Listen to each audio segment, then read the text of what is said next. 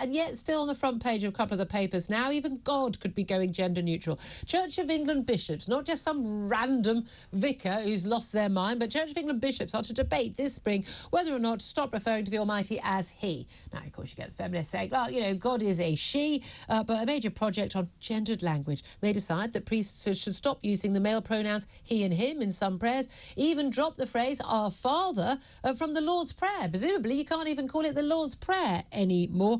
This is a radical rewriting that would have to be approved by the governing body of the General Synod, but, of course, many will be resisting this. This is something that was revealed in a question to the Liturgical Commission, a panel that develops the wording used for church services. Well, let's talk to a guest on this, Tim Dieppe. He is from Christian Concern, a prominent evangelical organisation here in the UK. Good morning to you, Tim. Morning, Julia. I have a funny feeling that even though you and I are probably on opposite sides of this debate, we're going to agree. I am a sort of staunch fundamentalist atheist. You're an evangelical Christian, but I'm betting we're both going to agree this is utterly bonkers. I do agree with you, Julia. And I think when I first heard this, I didn't actually believe it. I thought, really? Have they really done that? They've really gone so far from orthodoxy and so far from traditional faith. And I think what this shows really is just how far they are prepared to go. I mean, we worship God as a Trinity, Father, Son, and Holy Spirit. That's how he's revealed himself. And Jesus came to earth as a man and rose again as a man. And then to say that, oh, well, we don't really worship Father, Son, and Holy Spirit. We worship like Mother, Sister, and Holy Spirit. Well, I'm sorry, that's now a different God. That's something else. You're now creating a different religion. You're making God how you want him to be, not how God has revealed himself. And I think this shows just how far from even pretending to be Orthodox when you're messing with the Trinity and messing with how we address God and how Christians have always traditionally addressed God as Father. Yeah, I mean, I have to say, I can remember certainly in my teenage years this whole idea, you know, God is a woman, and I know if there is a God, there's no reason to think male or female God, you know, an almighty power would transcend male and female. These are, you know, earthly concepts rather than, you know, heavenly concepts, and that doesn't not make sense to me. And you know, if there is a God, but it does just seem bizarre yet again. And this apparently originally was put forward by Joanna Stobart, a vicar in the Diocese of Guildford, Surrey, said some clergy want to refer to God without saying he or him, particularly in prayers for forgiveness for sins. This is the bit I don't understand. It's sort of, you know, if this is what you do think, I mean, and we see this again and again. We got vicars who say, well, I'm not entirely sure I believe in an afterlife or things like that. Maybe the church isn't for you. It does seem to me there are an awful lot of people who want to be part of the Christian church, particularly the C of E church, but don't actually seem to agree with any of its teachings, in which case go off and set up a new religion would be my suggestion. Well, I do agree with you. When you have very clear church doctrines and the 39 articles and all that, and they're very, very precise and very clear and designed to try and protect the faith and say, this is actually what we believe. And if you don't believe that, you ought to be disciplined, or you ought to leave, or in good conscience, you ought to resign.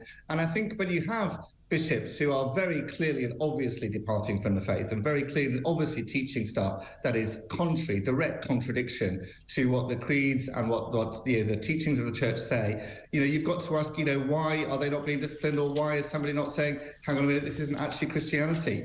And I think that the problem is that the church has become so captured by sort of woke ideology and transgender ideology that they don't even realise where they've got to. They've already done a few years ago blessings for transgender acquired identity, which is an absurd thing to do. At the moment, they're proposing blessings for same-sex relationships, which is a massive change of doctrine. And then, you know, they use language like gender assigned at birth. And when one of the bishops was quizzed this week, why do you use that language? Well, actually, gender is determined at conception and is recognised at birth. You have to watch the video because the bishop paused and thought a minute and then said, I don't know. They've just got no idea. Well, you shouldn't be in any job, let alone that job. But this is the thing. I mean, I don't believe in God. I don't believe in the teachings of the Church of England, but it seems to me they're pretty clear. I'm massively in favour of same-sex marriage, but I also completely defend the right of the Church. If the teachings of the Church say, and for some people they say that's not the case, and some people they say do is the case, that is unacceptable in their moral religious code, that they should not have to perform those ceremonies. I believe if we're going to have freedom of worship in this country, which is something I believe very strongly we should have, yes, as someone who's a liberal, then we need to defend the right to worship as we see fit. But we only ever see this, don't we, with Christianity? We don't see that, and particularly CV. We don't see the Catholic Church doesn't get itself into such a big mess over this. I mean, they've been standing firm on a lot of issues again, on which I profoundly disagree with them, on homosexuality, on women, priests, and things like that. I completely disagree with them, but I defend their right to do so. And Islam, I mean, there seems to be very little questioning of some of the beliefs, the tenets of Islam, and criticism of those beliefs and saying they need to change. But the Church of England, it seems to me, is something that is expected to just go with not just long-term, decadal or even century-long changes in our attitudes and beliefs as a population, but frankly, the latest whim on the front page of the Guardian newspaper.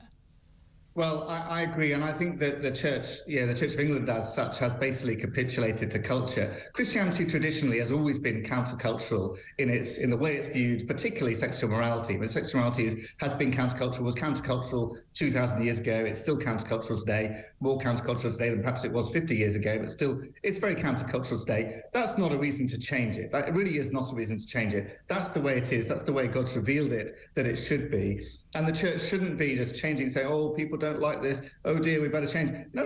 We ought to be prepared to die and be martyred and say, no, this is the truth. This is the right way. And actually, if we uphold holiness and righteousness and an absolute morality and truth, people are attracted to that. People want some sense of what's really true, what's really right. And this is the best way to live. And I think there's vitality in those churches that actually are upholding a traditional... Well, it's interesting, isn't it? The evangelical churches are doing very well, whereas these very traditional churches...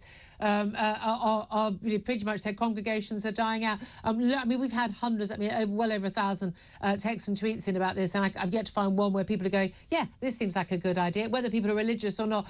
My favourite one I've just spotted, from someone who calling themselves whatever you want, who will replace Morgan Freeman as God in every film now? Sam Smith? Yeah, I think that's the territory we're in. Tim Dieppe from Christian Concern, thank you.